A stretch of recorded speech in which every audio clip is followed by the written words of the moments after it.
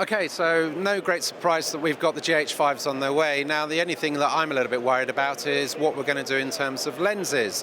One solution that's come to mind is stocking the SLR Magic Micro Four Thirds lenses. So I'm with Andrew from SLR Magic, great person to talk to. So we're going to go through and actually look at what is available, what we should be stocking for the GH5s. Andrew, so what have you got there?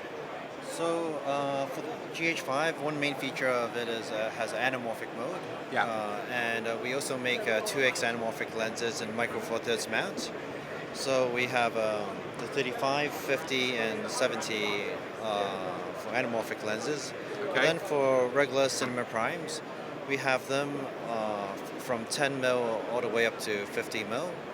And that covers a pretty good range. Yeah, because the whole issue, of course, with this is the crop sensor. So actually, your 10 mil is effectively a 20 mil, 35 mil equivalent, isn't it? Right. And that's always been the issue, is trying to actually get a wide enough lens without the distortion.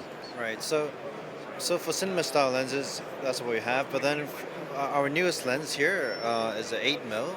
The 8 mil is not a cinema style lens, but then it's so wide that everything is within the depth of field anyway, so you don't really need to full focus. So if you need that extra wide shot, this is also a great option. It gives you that ultra wide look, even with a Micro Four Thirds mount camera. Okay, and then behind you just here, now this is the 10 mil, am I right? This is the 10 2.1 for Micro Four Thirds.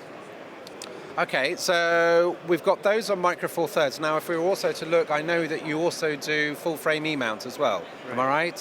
What lengths do you do on that? So full frame E-mount, right now we offer a 35 1.2, we offer a 50 1.1, and a 75 1.4. But actually, very soon we will also offer wider offerings.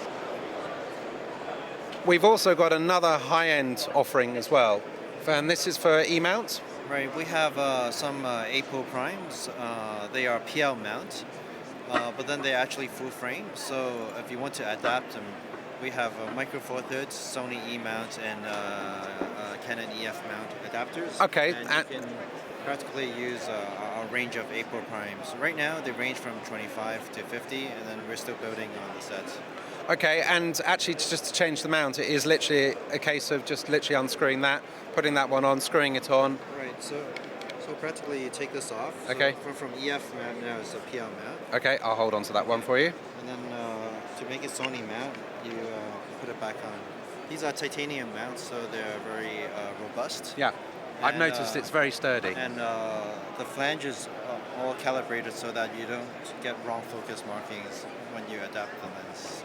Perfect, okay. And sorry, just to recap, the focal lengths that we have these in at the moment? Right now is a 25, 50, and 85.